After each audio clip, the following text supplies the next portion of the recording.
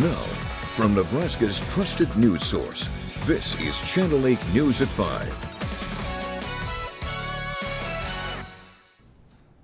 Coming up tonight on the news, the latest on two national shootings, one sparking protests in Michigan. Plus, several gubernatorial candidates presented their ideas at a forum today. Also coming up tonight, bombshell allegations against one of the top candidates for governor. Good evening, everyone, and thank you for joining us. A gubernatorial forum was held today here in Lincoln. All 12 candidates were invited, but only 6 were able to come and spoke about why you should vote for them on May 10th. Channel 8's Ariana Martinez was at the debate and tells us what topics were discussed. Ariana? Yes, the forum was co-sponsored by the Nebraska Association of Health Underwriters and the National Association of Insurance and Financial Advisors. So a lot of the questions were around access to health care across the state, health insurance prices, and financial literacy, such as retirement plans. At a gubernatorial forum on Thursday, every candidate had a different way to tackle high medical and pharmaceutical prices. Drop all those excessive regulations, allow them to be licensed the same way they are licensed in all the other states. That will take a huge burden off not only the cost, but it will also make a lot of access to rural medicine available. When we look at malpractice for our doctors, if we can put caps on that and say there's only so much you have to pay for malpractice, then that also lowers our cost for insurance for people across the state. We need to be innovators. We need to see how can we leverage technology to reduce costs and increase access. The best healthcare is to have that one-on-one in-person relationship with your physician. And there's a lot of physicians that do outreach clinics throughout the state, and I think it's very important to expand that and then have some of the telehealth in between for follow-up visits. What Interstate Compact does is allow people to work across state lines and come into Nebraska without any hurdles to licensure. But it also allows for telemedicine without any types of hurdles. The increase in provider rates is a huge part of that. When it comes to prescription drug medication, one of the things that I worked on this last year was dealing with the PBMs, the prescription negotiation process that goes on, particularly with rural pharmacies, and making sure that those products and drugs that individuals were getting, they got the best rate for them. When it came to financial literacy and whether there should be a state-sponsored retirement plan, one candidate liked the idea. Have some sort of a state retirement program that is optional, but also at a profitable basis, not something that we pay a lot of taxes into, something that can be a standalone situation that we do not have to rely upon the feds or some of their programs in order to handle things. While the other 5 candidates agreed against the idea and that there needs to be more education on finances. Doing education with not only individuals, but the small employers, because there are 401k options out there that does not break the bank. Now, again, all 12 gubernatorial candidates were invited, but only 6 were able to come. That includes one of the frontrunners, Charles Herbster, who was not in attendance today. Now, tonight at 6, here are candidates' thoughts on how to get more healthcare workers here in Nebraska. Ariana, thank you very much for our other top story tonight. And we're less than a month out from the Republican primary election. And just this morning, the Nebraska Examiner broke the news of damning allegations against one of the top contenders for governor. We just talked about him. And Channel 8's Joseph Nasser joins us now with more. Joseph. Yes, Rod and Megan, today we're learning that 8 women, including State Senator Julie Slama, say that Herbster groped them and touched them inappropriately without consent at various political events and beauty pageants he was judging. They say it happened between 2017 and this year. Today, Slama confirmed that her reported account of Herbster's 2019 sexual assault was true. In a statement, Slama says, "I am not seeking media attention or any other gain. I was simply not going to lie and say that it did not occur." Slama also confirmed that she indirectly referenced this sexual assault just 2 months ago during a floor speech. Take a listen to what she had to say then. Early on, when I got into politics at age 22 in Nebraska, I was groped at a political event by someone who was not a member of this body and not a current or former office holder. I buried it because I'd gone through a worse trauma in college and tried to minimize it, just as I tried to minimize it when I've been touched inappropriately on this floor and in committee by members of this body. Slama, part of a bipartisan group of 13 female senators condemning Herbster's alleged behavior as, quote, disqualifying and making him unfit to serve. In a statement, Herbster dismissed the allegations as libelous fake news, suggesting that Governor Pete Ricketts and Jim Pillen are behind what he's calling a ridiculous, unfounded, dirty political trick. Slama was the only woman to not speak under the condition of anonymity in this story. The other 7 accusers saying that they feared what coming forward would do to their reputation. Per the Examiner, 2 are considering filing a police report. Coming up at 6, we'll have reaction from the governor and fellow candidates for governor, Jim Pillen, Brett Lindstrom, and Carol Blood. Rod, Megan. All right, Joseph, we'll look forward to your report at 6. Now, this news that we've been talking about comes on the heels of a big day of campaigning for Charles Herbster. He and Donald Trump Jr. visited 3 Nebraska cities yesterday, including Grand Island. To my friend, Donald J. Trump Jr. They made several stops throughout our state yesterday, including Gering, North Platte, and Grand Island. Trump Jr. is campaigning for Herbster after his dad, the former president, previously endorsed Herbster. And for some voters, that means a lot. Probably might have been on the fence if he hadn't had the Trump endorsement or Trump Jr.'s endorsement.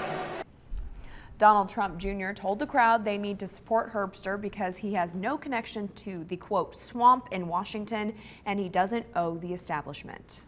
Now the latest on a former state senator accused of sexual misconduct. The 7-week investigation into the actions of Mike Groene is now out.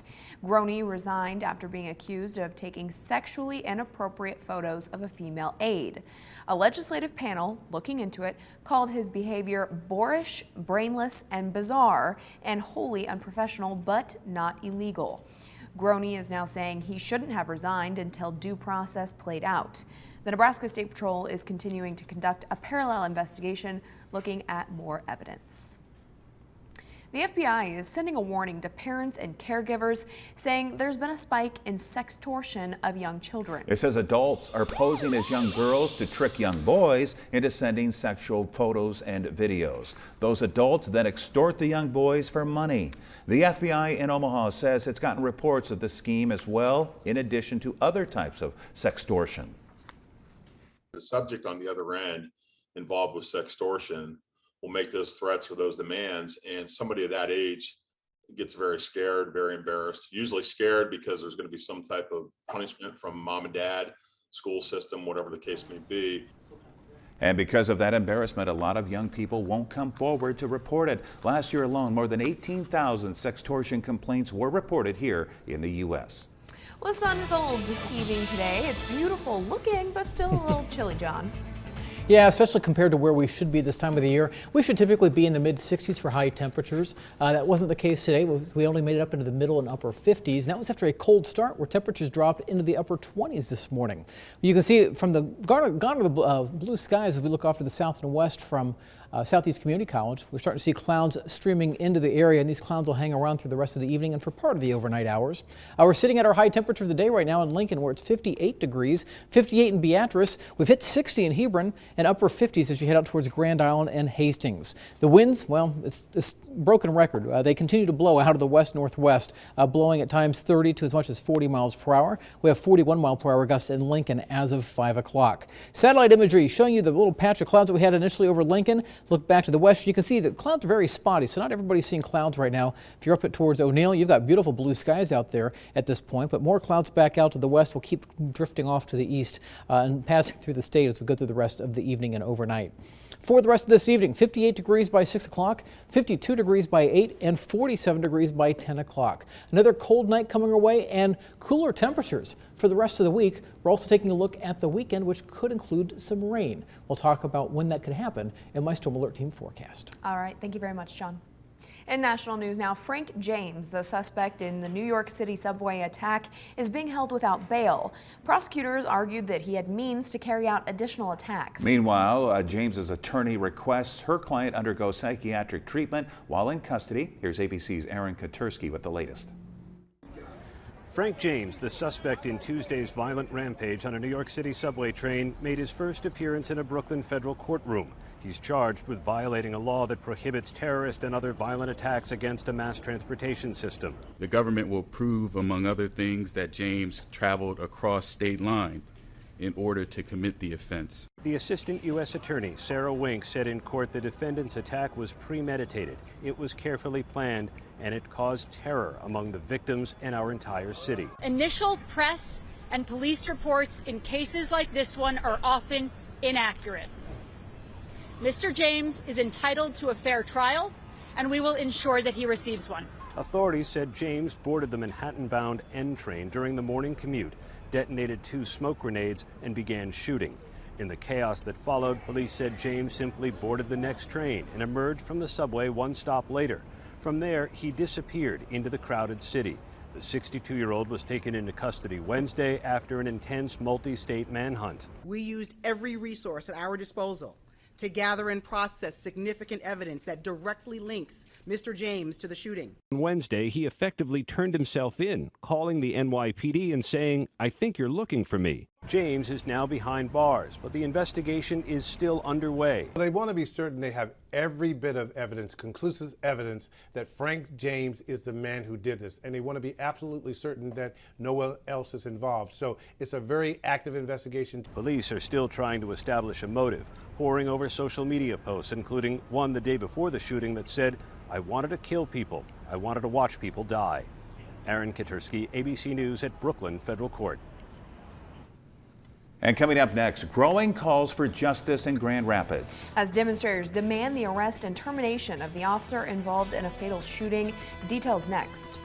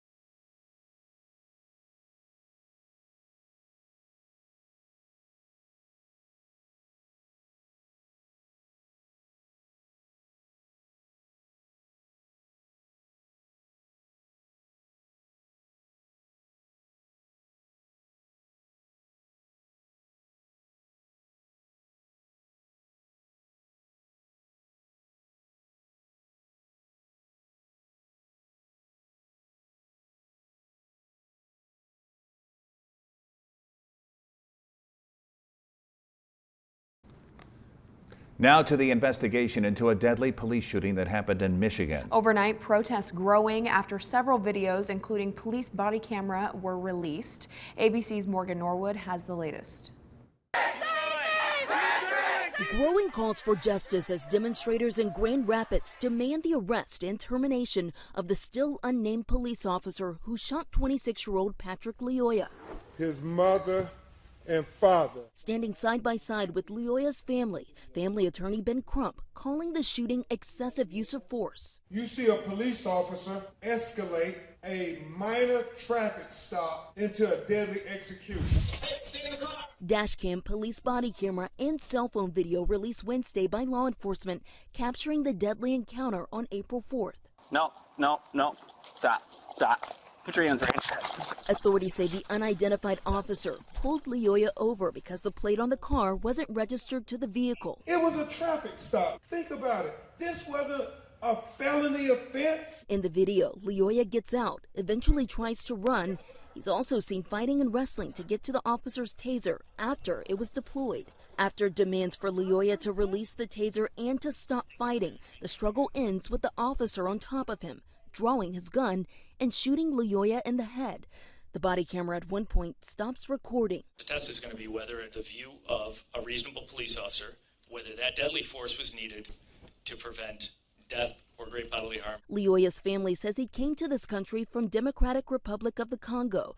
They believe he was confused and terrified during the encounter. The family is demanding the identity of the officer. They want the officer to be terminated, and they want the officer to be prosecuted. And authorities say they haven't publicly identified the officer, a 7-year veteran of the force, because he hasn't been charged. Now, once the investigation is complete, a prosecutor will then take a look at the case and decide whether charges will be filed against the officer. I'm Morgan Norwood, ABC News, Los Angeles. Now, your Storm Alert Team forecast with Chief Meteorologist John Dissauer.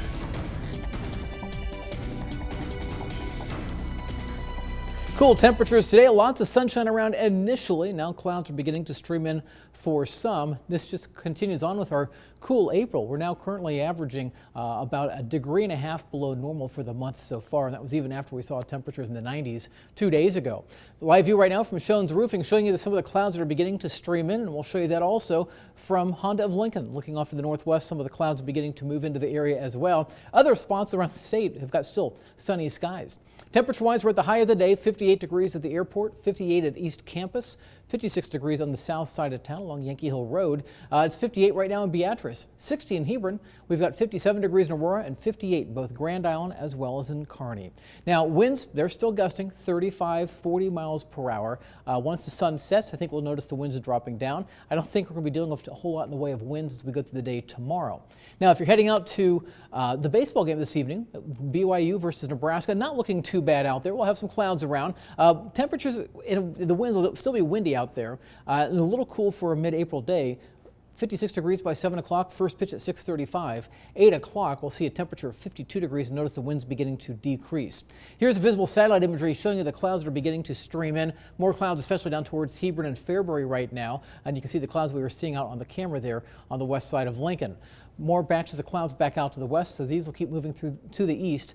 So mainly along and south of I-80, we'll see partly cloudy skies later on tonight. Overnight, we'll see our temperatures continuing to drop. It's going to be another chilly start tomorrow morning. I think temperatures drop down once again into the mid-20s up towards Columbus, middle to upper 20s around Lincoln, 30 degrees for a low tomorrow morning in Beatrice. By the way, we dropped down to 28 degrees this morning officially in Lincoln. For tomorrow, I expect us to see mostly sunny to partly cloudy skies as we go through the day. Look for by noon, temperatures up into the 40s, and we should see temperatures getting back up into the 50s as we head towards the afternoon, similar to what we had today, maybe a degree or two cooler as winds will be out of the northeast, 6 to 12 miles per hour, 56 degrees in Lincoln, 56 in Beatrice, and 57 degrees in Hebron. Now, taking a look at the big picture, we're turning into more of a zonal flow, meaning we've got a west to east orientation with the winds up at the jet stream levels. That's what the white lines are indicating. And of course, the greens and the whites and blues and pinks are indicating precipitation. So we're going to stay a little bit on the cool side as we go through the end of the week and starting the weekend. And we've got a little wave that's coming in off the west coast just in time for Sunday morning. So Easter egg hunts may have some showers to deal with through the morning, and that may continue on through late morning and even perhaps early afternoon before finally moving off to the east. I do think if you're looking for some outdoor pictures on Sunday, probably late afternoon will be your best opportunity, as that's when the sun begins to pop back out. 7-day forecast, 57 degrees on Saturday. We'll see 57 degrees on Sunday. So again, a cooler than normal weekend. Temperatures should be right up around 64 to 65 degrees. Cool as well for Monday. After that, our temperatures start to change. We turn into a pattern change for sure. 61 degrees Tuesday with a chance for some scattered showers. Winds return for Tuesday. They are going to return as well for the end of next week. But take a look at the temperatures at the end of next week. If you don't like the 50s, you're going to like what was coming our way. Right now, long-range models suggesting we could see temperatures back into the 80s. And I'm shying away from doing it, but I wouldn't be surprised if we have some 90s around here either as we go into, I guess it's not quite the final weekend of April, but the next to last weekend of April, with temperatures in the middle to upper 80s. Well, yeah, hopefully folks can still enjoy Easter festivities if a little bit of rain moves through the area. So I mentioned yesterday, hopefully the Easter Bunny brings plastic eggs for Easter egg hunts Sunday morning. Yeah, there you go. All right, thank you, John. A negative day, though, on Wall Street today. The Dow falling 113 points. NASDAQ is down 293. Here are your numbers. You're watching Channel 8, Nebraska's trusted news source.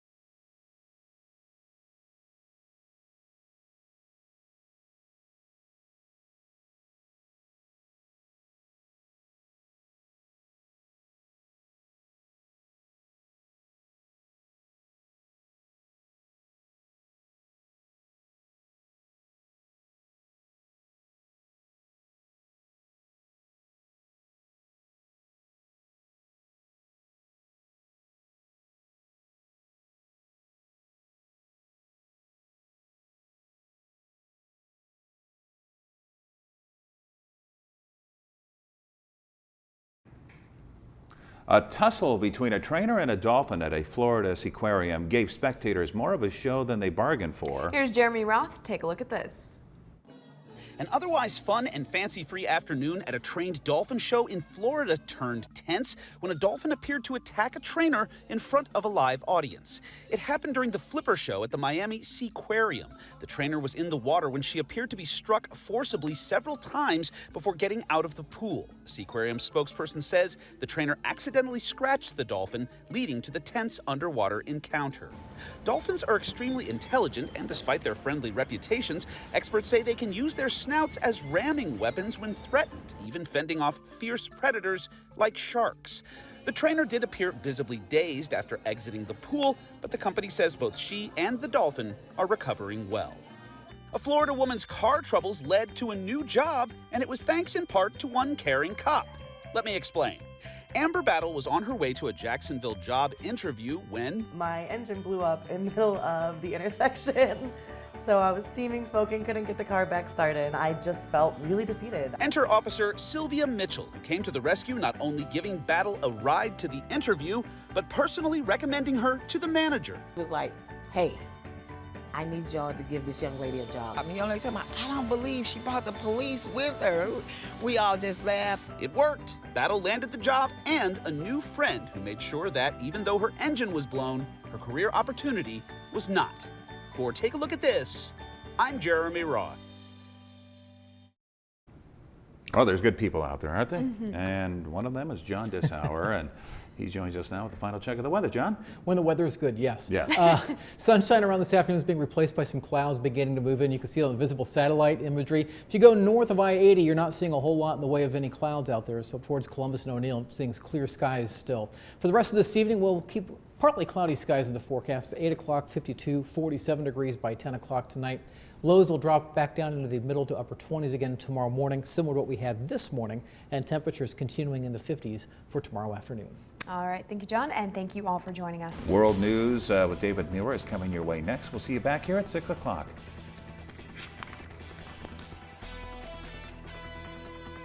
With the Channel 8 Eyewitness News mobile app, you'll be the first to know. Get alerts about breaking news and weather, all in the palm of your hand. DQ is taking your taste buds for a ride with the new Signature Stack Burger menu, featuring 5 mouth-wowing cheeseburgers. Like, try the new DQ Signature Stack Burger menu today. DQ, happy tastes good.